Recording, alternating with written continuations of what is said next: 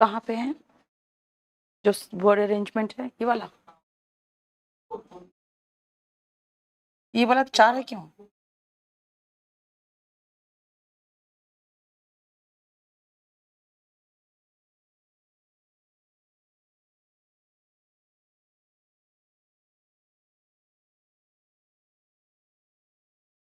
Hello everyone, आ जाओ फटाफट।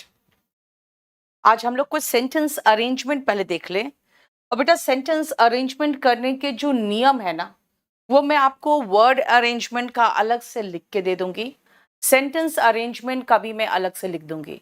लेकिन यहाँ जब हम करेंगे तो हम रैंडमली क्वेश्चंस करके देखते हैं कि भाई किसमें कौन सा रूल लगता है ना। पहले आओ एक बार देखते हैं, जरा इसको एक बार करने की कोशिश करो।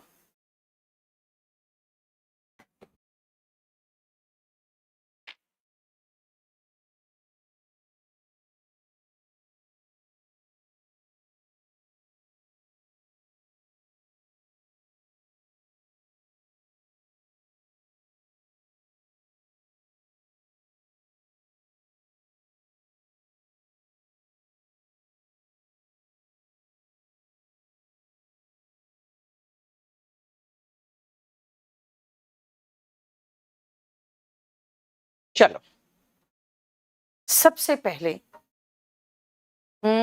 होमोनिम्स के क्वेश्चंस बन रहे हैं। ओके विक्रांत, मैं करा दूंगी।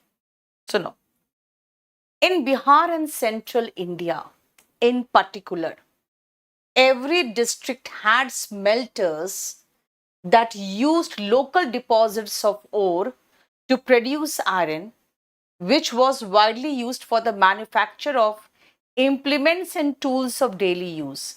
क्या कहा है सुनो ध्यान से। बिहार और सेंट्रल इंडिया में खासकर in particular, every district had smelters, हर डिस्ट्रिक्ट में स्मेल्टर्स होते थे जो local deposit of ore, iron ore का लोकल डिपॉजिट को यूज करके आयरन बनाते थे। जो टूल्स ऑफ डेली यूज, जो डेली यूज के जो टूल्स होते हैं ना, जैसे खेती वगैरह में जो काम आता है, उसको बनाने में काम आता था। The smelting was done by man while women worked on the bellows. Smelting man के द्वारा किया जाता था। यानी ए और बी मुझे एक जैसा लग रहा है कि यहाँ पे स्मेल्टिंग की बात हो रही है, यहाँ पे स्मेल्टर्स की बात हो रही है। Anyway, but iron smelting in India, but से सेंटेंस की शुरुआत नहीं होती, ध्यान रखना। मैं आपको एक लिस्ट ऑफ वर्ड्स दूंगी जिनसे कभी भी आप सेंटेंस की शुरुआत नहीं करते हो, इसीलिए एक तो बट से शुरुआत तो हो ही नहीं सकता है। पहली बात, production of wool steel required a high specialized techniques of refining oil. Refining oil. Production of wool steel required a highly specialized technique of refining iron. देखो बेटा, सबसे पहले अगर मैं खोजूं तो मुझे डी में मुझे शुरुआती वर्ड मिल रहा है। डी में शुरुआती जो इंट्रोडक्टरी सेंटेंस होता है ना, production of steel, production of steel की बात यहां कर रहा है। Required a highly specialised technique of refining oil, है ना, आयरन को रिफाइन करने का यहां पर बात की गई है। सबसे पहले मुझे लग रहा है डी से शुरुआत होना चाहिए। एनीवे, मैं ए और बी से शुरुआत कर सकती हूं क्या? ए से, in Bihar and central India in particular, in particular की बात हो रही है। बेटा पहले तो इन जनरल की बात करो ना, फिर इन पर्टिकुलर की बात करेंगे, है ना। तो जनरल बातें तो यहां की जा रही है। दूसरी बात है, डी के एक से शुरुआत हो सकता है। मैंने कहा इन पर्टिकुलर की बात कर रहा है, पहले तो समानता कोई बात करो। B, the smelting was done by man. बेटा सबसे पहले आप कहोगे ना कि स्मेल्टर्स, एवरी डिस्ट्रिक्ट में स्मेल्टर्स होते थे और स्मेल्टिंग खासकर आदमी के द्वारा किया जाता था। यानी ए और बी आपको खुद देखो ध्यान से, every district had smelters, the smelting was done by man. A और बी एक साथ लग रहा है, शुरुआती मुझे डी से लग रहा है। ठीक है, इसमें रूल्स बता दीजिए अंकित, सब रूल्स बताऊंगी बेटा मैं। सबसे पहले विक्रांत ने कह दिया सी बी का पेयर है, smelting smelting and the smelters की बात हो रही है। विक्रांत ने सही कहा, सी और बी का पेयर है। एक तो सी और बी का आपको सी और बी नहीं, ए और बी का पेयर है कि every district had smelters and smelting was done by main. पहले हो गया। अब सुनो, डी से शुरुआत, सबसे पहले जो इंट्रोडक्टरी सेंटेंस होता है ना, उसको पहचानने की कोशिश करो। अगर आपको इंट्रोडक्टरी भी सेंटेंस पहचान जाओगे कि production of steel, would steel required a highly specialised technique of refining iron, highly specialised technique of refining iron, ठीक है, क्लियर। लेकिन आयरन स्मेल्टिंग एक्सट्रीमली कॉमन था till the end of the century, was highly common, ठीक है ना, बहुत common था India में, particularly in Bihar and central India. यानी अगर आप सी के बाद भी ए देखोगे तो भी फिट हो रहा है। आयरन स्मेल्टिंग बहुत कॉमन था in India, common, extremely common till the end of the 19th century। In India it was extremely common, खासकर बिहार और सेंट्रल इंडिया में। यानी अगर सी के बाद भी देखो तो आपको ए सही लग रहा है, यानी सी के बाद ए आपका ऑप्शन 2 में ही आ रहा है, ठीक है, क्लियर। सबसे पहले इंट्रोडक्शन, वो भी समझ में नहीं आया। Was extremely common till the end of 19th century, खासकर बिहार और सेंट्रल इंडिया में। सी के बाद ए, अगर ये भी समझ में नहीं आए तो every district had smelters and the smelting was done by particularly main. देखो, क्लियर। नेक्स्ट करो।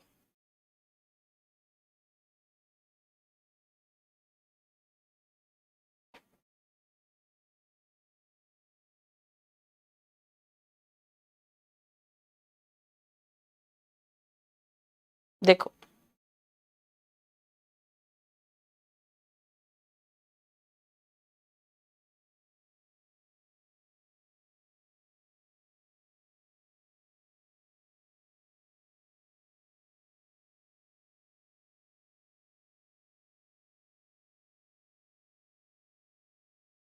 बताओ। विक्रांत बिल्कुल सही है बेटा। चलो, ही रिपीटेड द एक्सपेरिमेंट। प्रोनाउन से शुरू नहीं करना। अगर चारों ऑप्शन में कहीं पर नाउन है तो मैं ढूंढूंगी भाई ही किसके लिए आ रहा है। देखे तो सबसे पहले ए में ही आ रहा है, उसके बाद डी में ही आ रहा है। ए और डी से तो मेरा सेंटेंस शुरू होगा ही नहीं, ठीक है। सी में भी कहा है 3 cauldrons were next prepared under his direction। भाई his direction कौन है ही, मुझे नहीं पता, यानी शुरुआत होगा बी से। और बी में ही आपको उसका, उस आदमी का इंट्रोडक्शन दिख रहा है। क्या? During the spring of 1717 the iron foundries in a remote district were often visited by a thin, middle-aged man with a notebook। Iron foundries जो होते थे वहां पे एक आदमी आता था अक्सर, एक मिडिल एज का आदमी, 50 के लगभग का, और उसके हाथ में एक नोटबुक होता था। यानी कि शुरुआत बी से हुआ। अब बी के बाद डी सही लग रहा है कि बी के बाद सी, बी के बाद डी वाले देख ले इस ऑप्शन को। He would weigh out 2 pounds of iron, them iron, have them heated, okay। और B के बाद C, 3 cauldrons, cauldrons का मतलब होता है बेटा कढ़ाई, were next prepared under his direction। यार पहले तो आके आयरन को वे करेगा ना, पहले तो आके आयरन को तौलेगा, बाद में ना उसकी कढ़ाइयां बनाएगा। यानी पहले वो क्या करेगा, पहले वो आएगा, 2 pounds ऑफ आयरन को वे करेगा, उनको गर्म करेगा, रेड हॉट हो गया, फिर से उनको वे करेगा। ही रिपीटेड द एक्सपेरिमेंट। इस एक्सपेरिमेंट को गर्म किया, क्या ठंडे में तौलना, गर्म करना, फिर तौलना, इस एक्सपेरिमेंट को रिपीट करेगा ये बार बार। यानी कि बी के बाद डी हमको सही लग रहा है, बी के बाद सी सही नहीं लग रहा। कढ़ाई उढ़ाई तो बाद में बनाएगा, है ना? Yes, very good. Nishant, Shikha, Vikrant, very good. चलो नेक्स्ट आप बनाने की कोशिश करो अपने आप।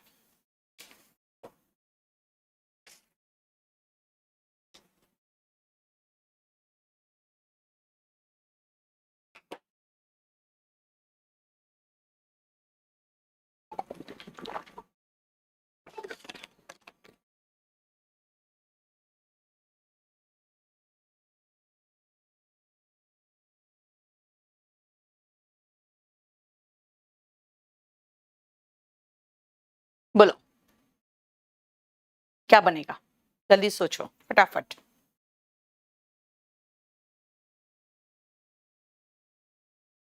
The top band is made of saffron. The Constituent Assembly adopted our national flag, Tiranga, which means tricolor, on 22nd July 1947.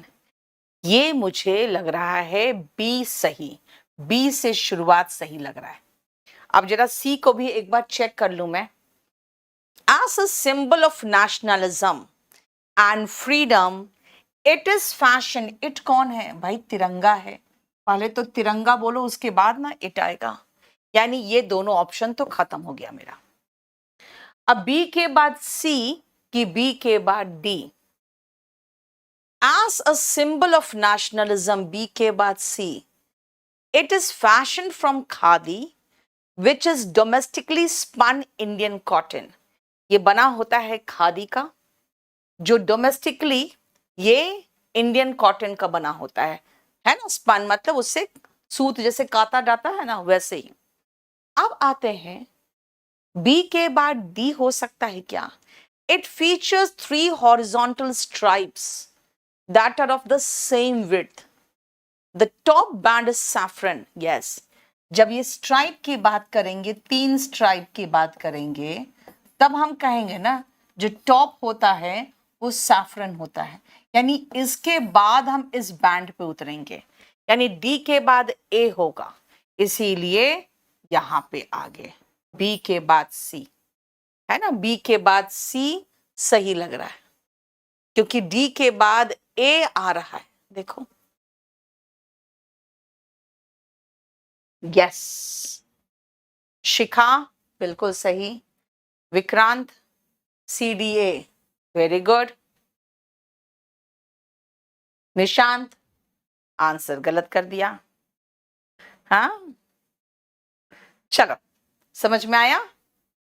Next बनाने की कोशिश करो अपने आप। थोड़ा सा कॉम्प्लिकेटेड करके दिया है। इसके जैसा जानते हो सीपीयू में क्वेश्चन आता था, S1 और S6। आप जरा खुद देख लो। इसमें यह है कि S1 और S6 बिल्कुल सही जगह पे, बीच के सेंटेंसेस को आपको फिट करना है।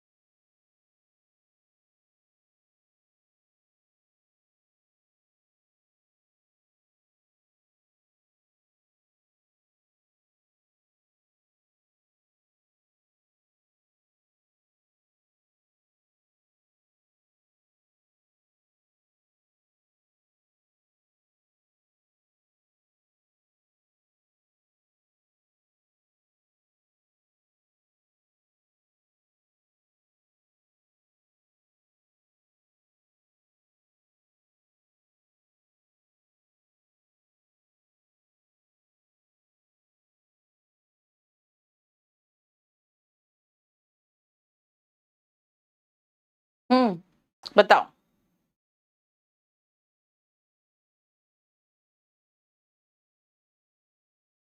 QSRP, अंकित कह रहा है QSRP, Q।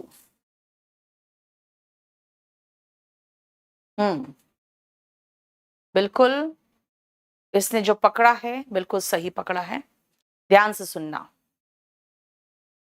Newspapers specially of the popular variety, जो न्यूज़पेपर खासकर पॉपुलर वैरायटी का होता है, aim to do two things to inform and to entertain. इसके दो एम होते हैं, इन्फॉर्म करना एंड एंटरटेन करना, दो चीजें होती है। बेटा हमेशा याद रखना, जब आप इन्फॉर्म एंड एंटरटेन कर रहे हो तो पहले इन्फॉर्म की बात करोगे फिर एंटरटेन की बात करोगे।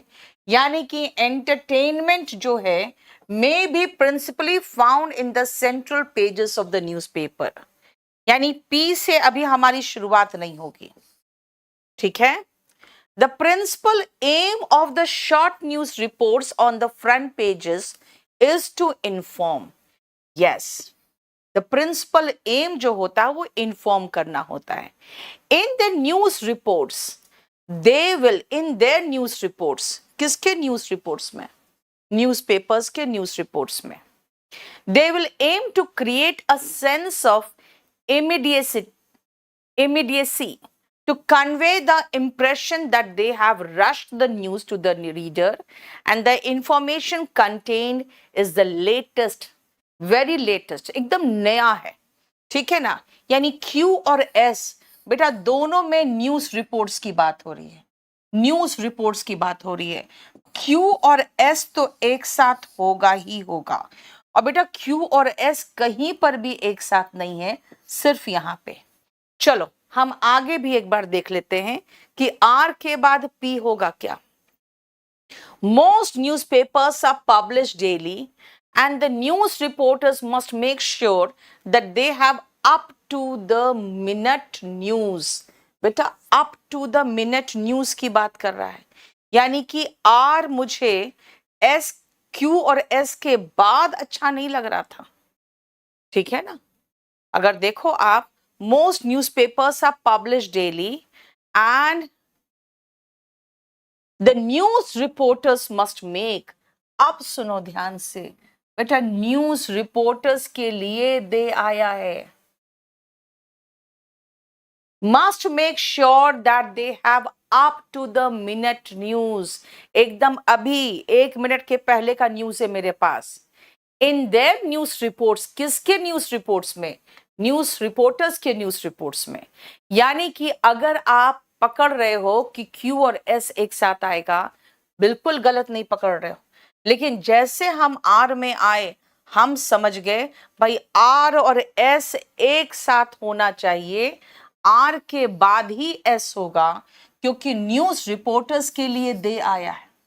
R के बाद मेरा S होना चाहिए। बेटा R के बाद S कहाँ है? इसमें है। अब मैं फंस रही हूं, क्यों?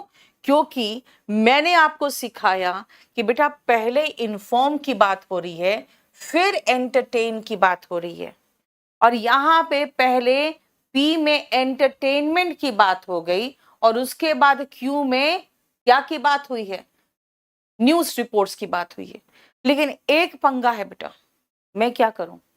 न्यूज रिपोर्ट्स यहां पे हैं, न्यूज रिपोर्ट्स S में हैं, और S के पहले ये न्यूज रिपोर्टर्स जो है ये श्योर करते हैं कि जो न्यूज है ना, up to the minute news, news एकदम 1 मिनट के पहले तक का न्यूज इन लोग छापे।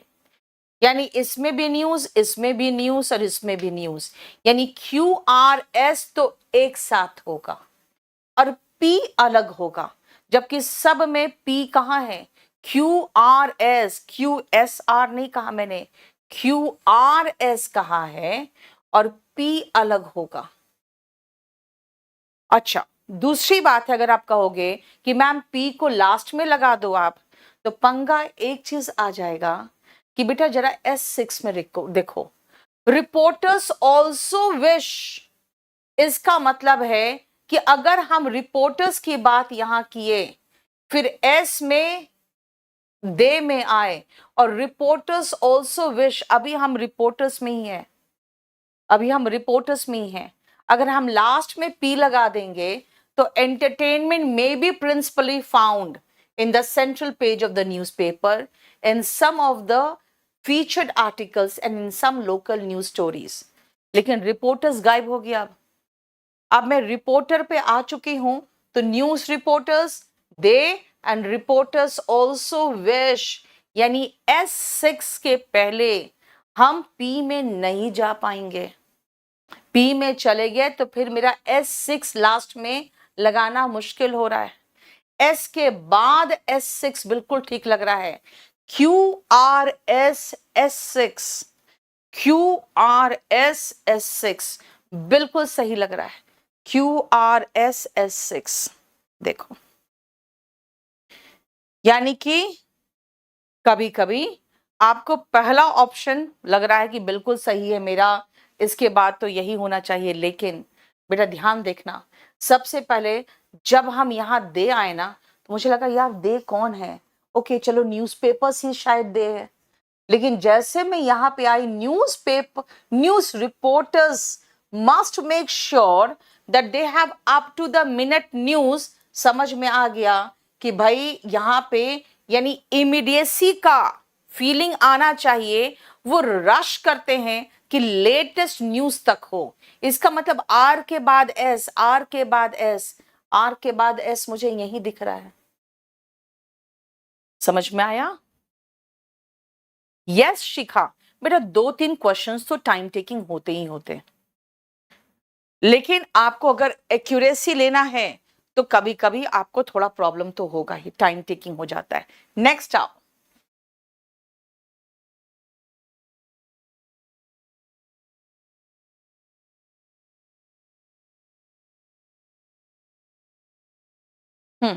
ये बहुत आसान।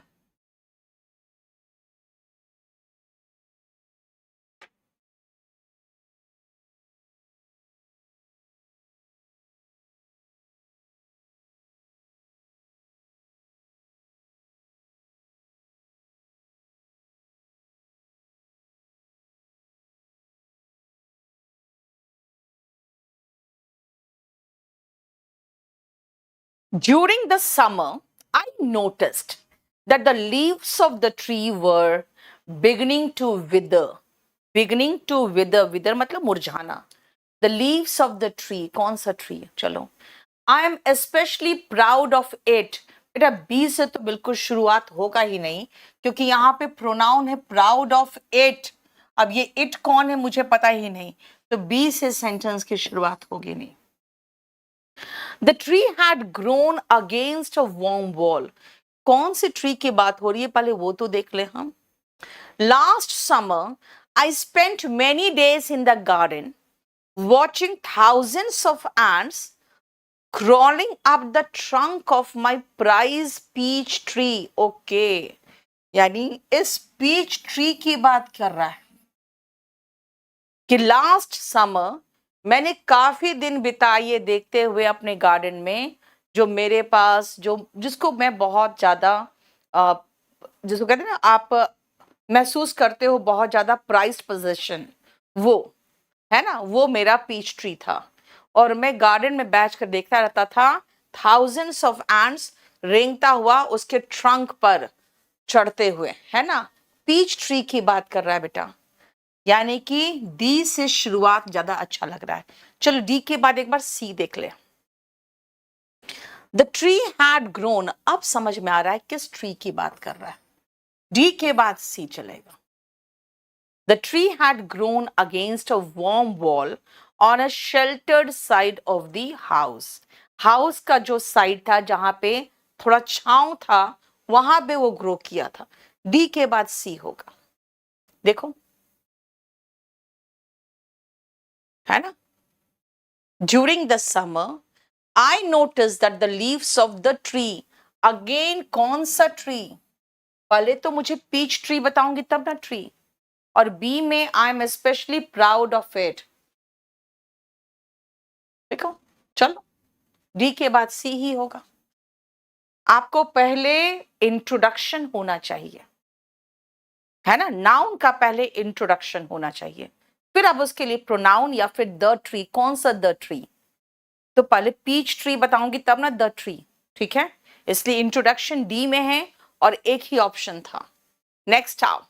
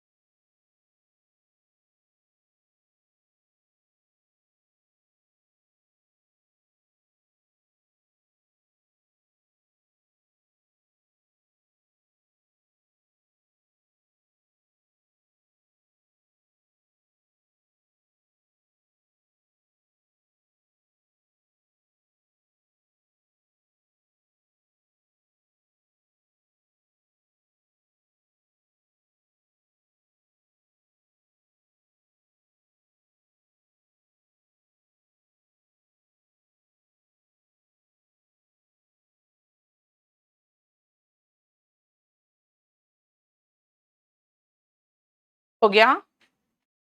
ग्रोन अगेंस्ट वॉर्म वॉल, बेटा एक गर्म जिसे है तो वॉर्म वॉल के अगेंस्ट ग्रो किया है, यानी कि उसका सहारा लेते हुए। विक्रांत, चलो देख लिया।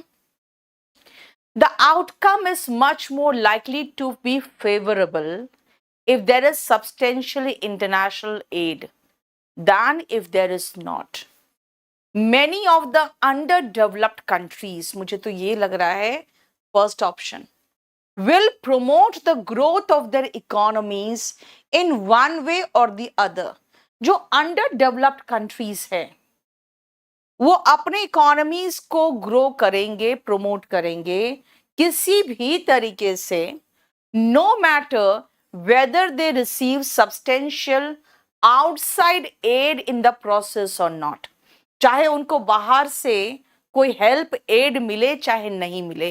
अब बीच से शुरुआत तो मेरा हो गया, अब बीच से तो शुरुआत एक ही है।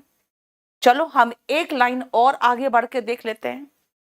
The character of that development, ठीक तो है यार, ये डेवलपमेंट की बात ही तो हो रही है, ग्रोथ का मतलब डेवलपमेंट हुआ है ना, यानी बी के बाद डी तो सही लग रहा है। अगर आप डी के बाद ए देखना चाहते हो तो भी आपको समझ में आएगा कि यहां पर अमाउंट ऑफ एड, एड मतलब हेल्प, और देखो यहां पर भी एड की बात हो रही है। चलो हमें बस खत्म मेरा मामला, है ना। सेंटेंस अरेंजमेंट में आपको रीडिंग की आदत डालनी पड़ेगी और आपको समझ विकसित होना चाहिए। अब मैं आपको फिर से उसको समझा दूं कि कह रहा है कि अंडर डेवलप्ड कंट्रीज अपने इकोनॉमीज के ग्रोथ को प्रमोट करेगा, चाहे कैसे भी करे, कोई भी तरीका अपनाए।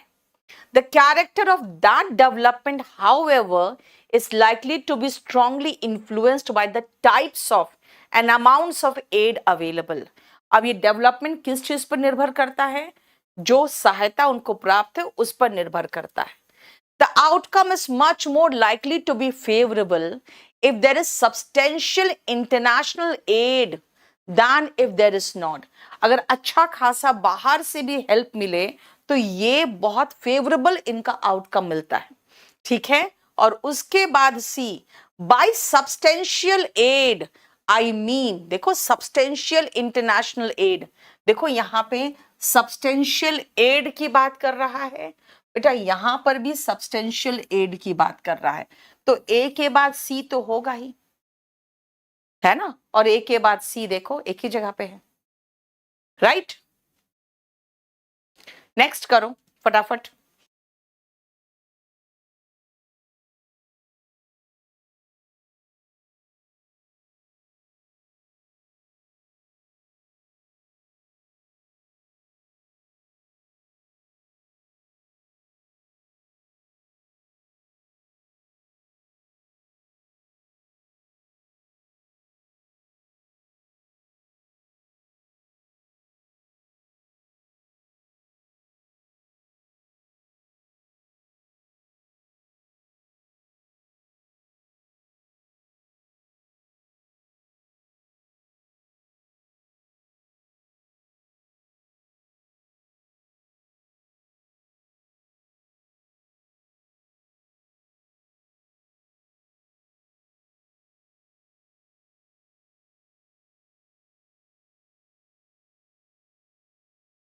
हो गया, बना लिए? चलो। Through a subtle analysis Woolf raises, कौन है वुल्फ भाई? Woolf raises certain concerns. It's also against the need of for freedom. It is also against. It is कौन है नहीं पता. It कौन है पता नहीं. Shakespeare's sister Virginia Woolf explores the plight of women in society in England during the 15th and 16th century. बेटा ये वर्जीनिया वुल्फ पूरा नाम बोलेंगे तब ना उसके बाद वुल्फ बोलोगे, है ना? पहले तो वर्जीनिया वुल्फ पूरा नाम बोलोगे तब ना वुल्फ बोलोगे. इसका मतलब शुरुआत, मतलब सी के पहले तो ए होगा ही नहीं, और सी के पहले ए तो होगा ही नहीं, सी के पहले ए तो होगा ही नहीं. इट इज अगेंस्ट, इट से शुरुआत हो ही नहीं सकता. इट क्या है नहीं पता. C Shakespeare sister Virginia Woolf. Through a subtle analysis, Woolf raises certain concerns. C के बाद है.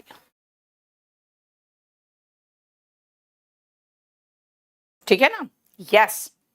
पहले तो आपको इंट्रोडक्टरी सेंटेंस पहचान लोगे इसमें तो ऐसे ही खत्म हो जाएगा मामला. इंट्रोडक्टरी सेंटेंस C है, देखो. चलो ये करो.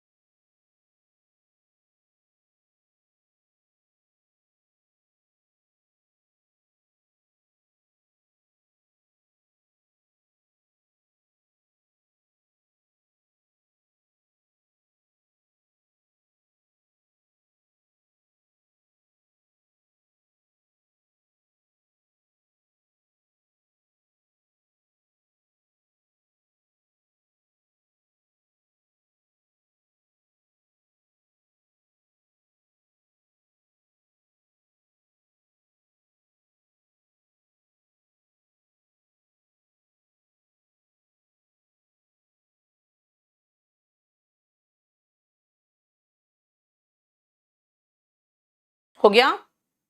चलो देखो. According to Homer, Achilles was brought up by his mother. Achilles was the bravest, handsomest, and greatest warrior of the army. Later non-Homeric tales, यानी कि होमर के बाद ही non-Homeric tales आएगा. According to Homer and non-Homeric tales. Later का मतलब होता है बाद में, तो सी तो बाद में ही होगा, ये कभी शुरुआत हो ही नहीं सकता. और पहले ए में होमर के अकॉर्डिंग बोला है, उसके बाद सी आएगा, यानी ए के बाद ही सी आएगा. ए के बाद तो सी सब में. चलो. Achilles in Greek mythology is the son of the mortal Peleus, king of the Myrmidons and the Nereid Thetis. ये रहा, ये शुरुआत. पहले तो एक्लीस का मुझे पता तो चले कौन है, उसका बाप कौन था, उसका माँ कौन थी. सबसे पहले तो शुरुआत हमें इंट्रोडक्शन से करना होगा, यानी ये भी खत्म. डी से शुरुआत होगा. अब डी के बाद बी की, डी के बाद ए, डी के बाद हम पहले बी खत्म कर ले. क्यों? डी के बाद बी अगर हम खत्म कर ले तो बेटा होमर और होमरिक एक साथ हो जाएगा. फिर चलो डी के बाद बी पहले देख लेते हैं. सही है. Achilles was the bravest, handsomest and greatest warrior of the army of Agamemnon in the Trojan War. Okay. B. According to Homer, Achilles was brought up by his mother. Okay. इसकी mother ने उसे पाल पोस कर बड़ा किया था. With his inseparable companion Patroclus. Later non-Homeric tales suggest that Patroclus was, yes, Patroclus आ गया, ये दोनों Patroclus एक साथ रखेंगे, ए के बाद सी आएगा, ए के बाद सी आएगा।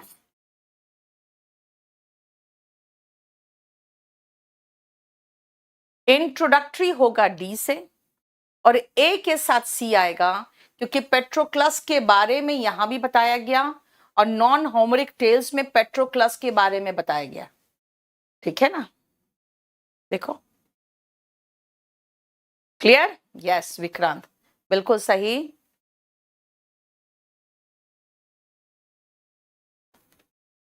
नेक्स्ट बनाओ।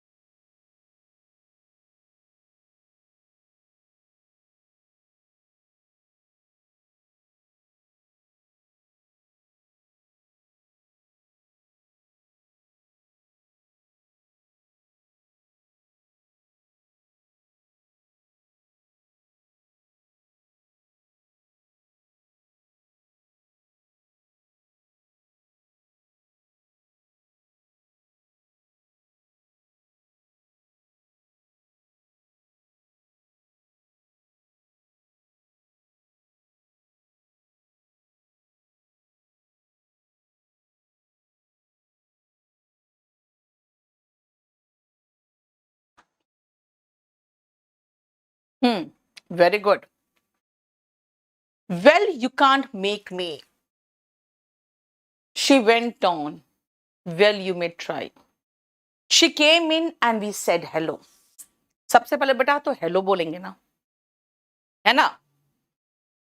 Then she just looked at me and said, "What do you want?" McKenny remembered. Introduction यहीं पर लग रहा है, क्योंकि इसने याद किया कि पहली बार वो अंदर आई, उसने कहा हेलो। ओके, सी से शुरुआत मुझे लग रहा है। चलो देखते हैं। What do you want? तुम्हें क्या चाहिए? Well, I want you to grin and seem pleased. मैं चाहता हूं तुम मुस्कुराओ। You want, I want you to grin. यानी सी का जवाब डी में है, सी का जवाब डी में। इंट्रोडक्टरी सेंटेंस मुझे सी में लग रहा है और सी का जवाब डी में लग रहा है, बिल्कुल सही है ना? क्लियर? शिखा, यस। विक्रांत, शिखा, सारिका, निशांत, आशीष, समझ में आ रहा है? चलो फिर से बनाओ।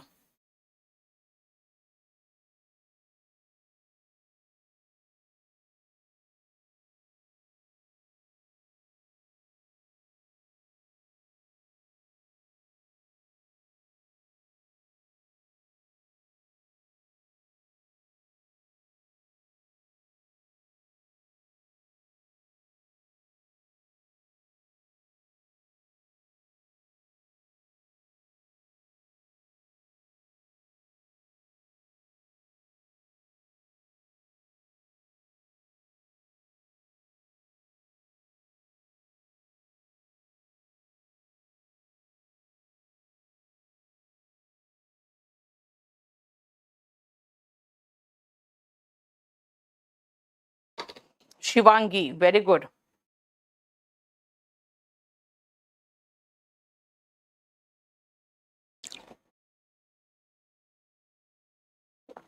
विक्रांत, बहुत अच्छा।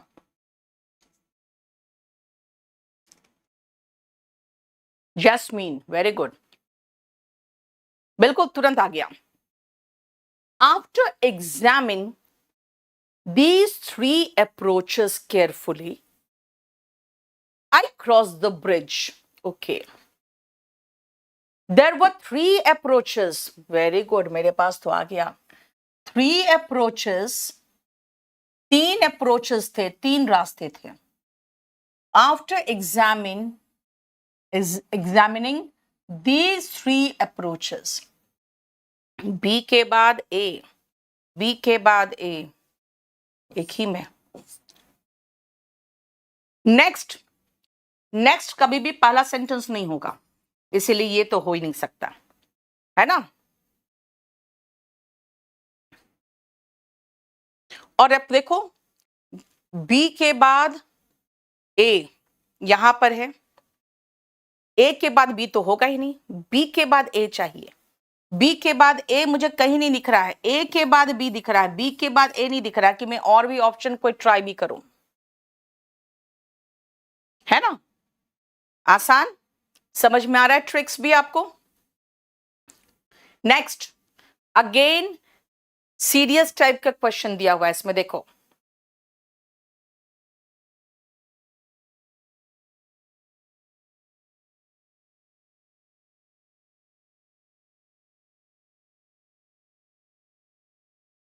ओके विक्रांत, अपना नंबर भेजो।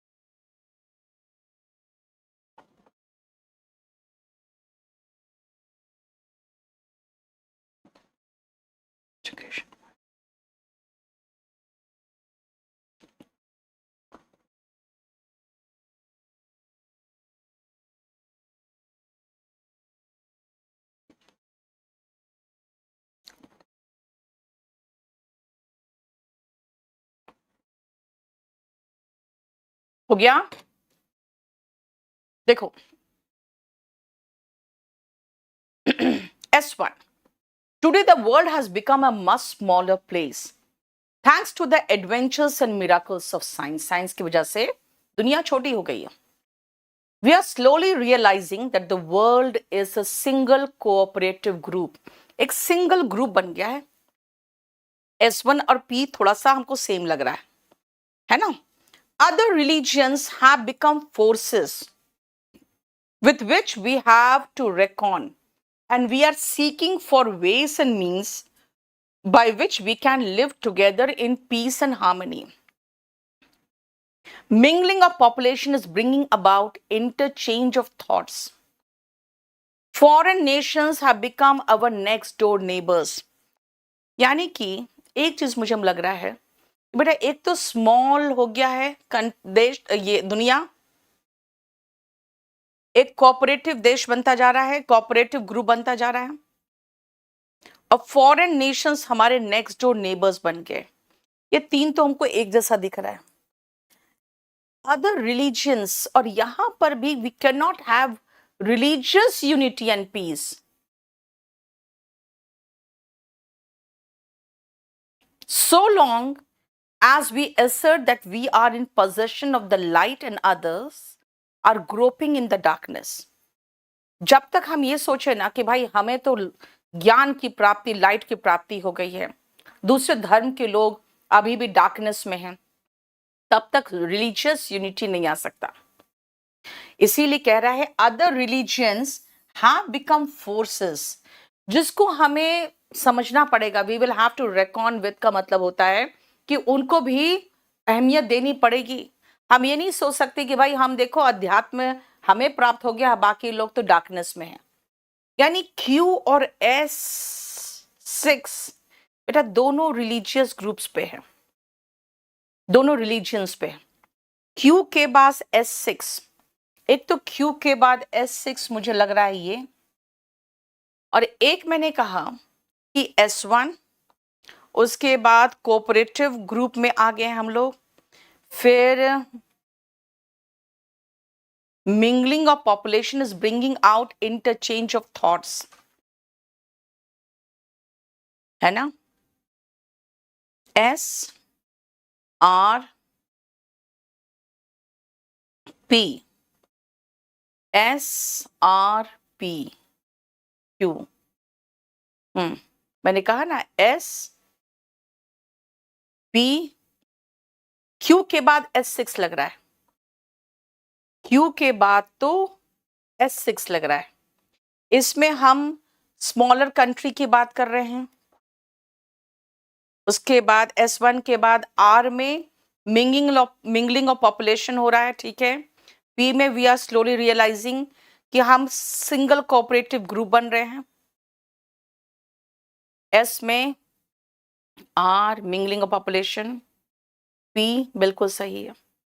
Q के बाद Q6 होगा, S6 होगा, क्योंकि यहाँ पे रिलीजियंस की बात हो रही है, यहाँ पे रिलीजियस यूनिटी की बात हो रही है। देखो मिंगलिंग का मतलब होता है मिलना एक दूसरे के साथ, है ना। किसी भी एक चीज को भी पकड़ लेते हैं ना तो पता चल जाता है, क्योंकि कह रहा है कि दूसरे religions have become forces with which we have to reckon, and we are seeking for ways and means by which we can live together in peace and harmony. क्यों बोला ऐसा? We cannot have religious unity, तब तक peace and harmony नहीं हो सकता। देखो again यहाँ पे हम पीस की बात किए, यहाँ भी पीस की बात कर रहे हैं। जब तक हम ये सोचे कि भाई हमें एक अपने रिलीजन से एक लाइट प्राप्त हो गया है, अब बाकी अंधेरे में ही, बिल्कुल ग्रोपिंग का मतलब होता है बेटा ऐसे से करना, है ना, खोजना। चलो नेक्स्ट करो।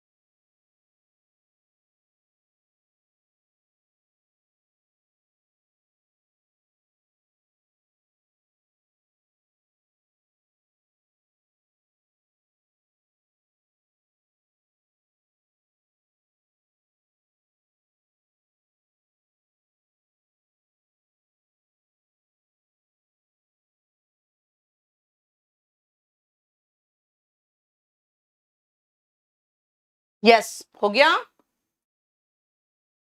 After a few month the two countries, कौन से टू कंट्रीज की बात हो रही है जरा देखो तो, जरा नीचे सरसरी निगाह पे डालो। India and Pakistan. Further more बेटा ये और आगे की बात कर रहा है, बी से सेंटेंस की शुरुआत हो नहीं सकती। ये फर्दर मोर मतलब इसके आगे और अतिरिक्त, तो यहां से सेंटेंस की शुरुआत तो हो ही नहीं सकती। इन February 1999 ड्यूरिंग द विंटर इन्वेशन, इन्वेशन मतलब जब घुसपैठ होता है, विंटर के दौरान घुसपैठ होता है। India and Pakistan signed the Lahore declaration which was predicated on peace. हो गया, सी से शुरुआत होनी चाहिए। डी से the engagements were extremely challenging. The engagements, कौन से एंगेजमेंट्स की बात हो रही है नहीं पता। चलो 1999 में इन्होंने साइन किया पीस ट्रीटी एक। After a few months the two countries engaged in the Kargil war. और इसके कुछ महीने बाद ही, आफ्टर अ फ्यू मंथ्स, किसके फ्यू मंथ्स, फरवरी 1990 के कुछ महीने बाद ही, सी के बाद ए सही लग रहा है, सी के बाद डी देखो। The engagements were extremely challenging for the Indian army since they had to fight on rough rocky terrain. बेटा कौन सा वॉर जो फाइट करना पड़ा? वॉर का ठिकाना ही नहीं, पहले ही मैं बता दूं कि कहां पे फाइट किया। पहले बताओ ना कौन सा वॉर? कारगिल वॉर, यानी सी के बाद ए, राइट है ना। पीस ट्रीटी साइन किया, फिर कारगिल वॉर लड़ा। Vikrant very good. Prashant C के बाद ए, वेरी गुड, बहुत अच्छा। शिखा सी के बाद डी नहीं बेटा, सी के बाद ए आएगा, क्योंकि पहले पीस ट्रीटी साइन किया फिर वॉर लड़ा। सही ऑर्डर भी तो होना चाहिए। नेक्स्ट देखो,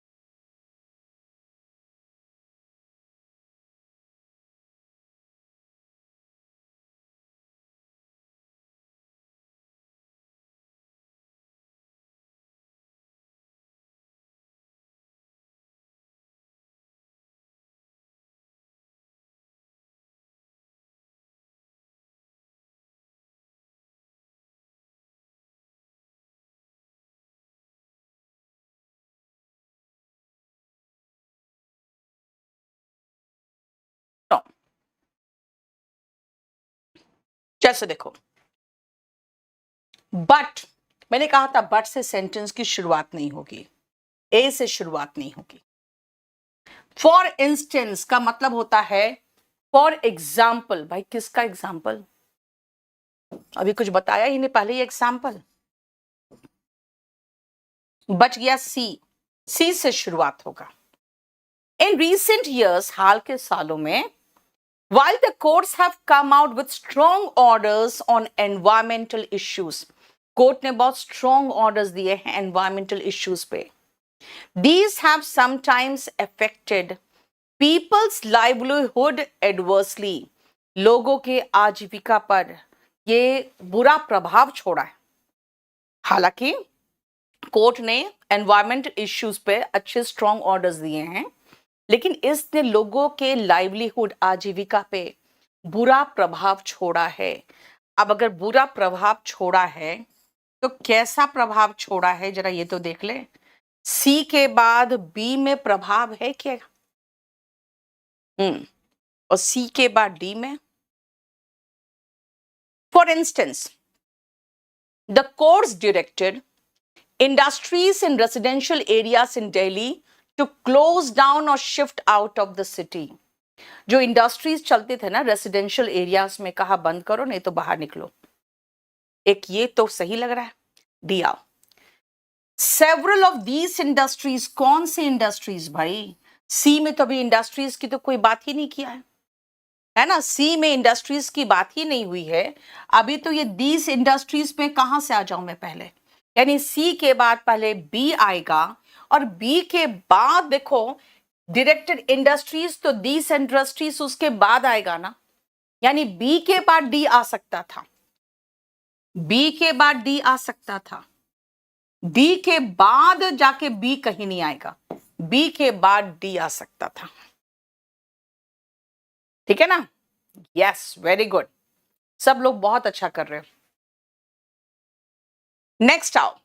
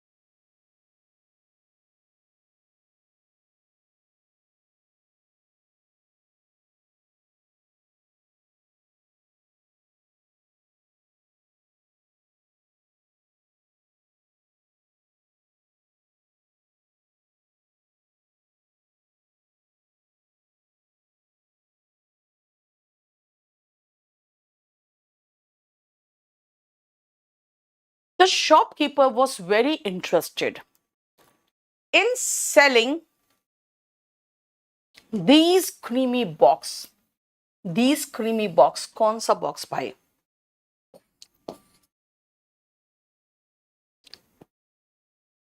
अब बी या डी से शुरुआत देख लेते हैं. B. The man on the counter showed her an exquisite little enamel box. Showed her. The man on the counter.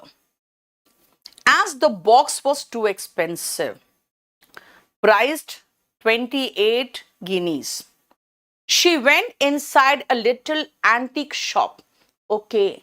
बेटा पहले तो शॉप में जाएगा, फिर तो मैन एट द काउंटर मिलेगा उसको. यानी शुरुआत तो डी से हो गया. This was the usual shop where the shopkeeper was ridiculously fond of serving her. Ridiculously का मतलब होता है बिल्कुल एकदम हास्यास्पद तरीके से. उनको सर्व करना बहुत अच्छा लगता था उस लेडी को. क्यों? अब आगे देखते हैं. डी के बाद सी, कि डी के बाद बी. बेटा शॉप में एंटर किया तो मैन एट द काउंटर होगा. अब मैन एट द काउंटर, अब उसको एक बॉक्स दिखाएगा. यानी बी में उस बॉक्स का इंट्रोडक्शन हो रहा है और सी में उस बॉक्स के बारे में इंट्रोडक्शन होने के बाद आ सकता है. यानी सी नहीं आएगा पहले, पहले तो बी आएगा. है ना? क्लियर? पहले महिला अंदर गई शॉपकीपर में, शॉप में गई. वहां पे जो शॉपकीपर था काउंटर में, उसने एक बहुत ही एक्सक्विसिट, मतलब बिल्कुल एकदम अलग तरीके का, बिल्कुल जिसको कहते हैं जो रेयर पीस होता है, एनामल बॉक्स दिखाया. अब यहां बॉक्स का इंट्रोडक्शन हो गया. बॉक्स का इंट्रोडक्शन बी में हो गया, तब सी आएगा, नहीं तो ए जो भी आएगा उसके बाद आएगा. है ना?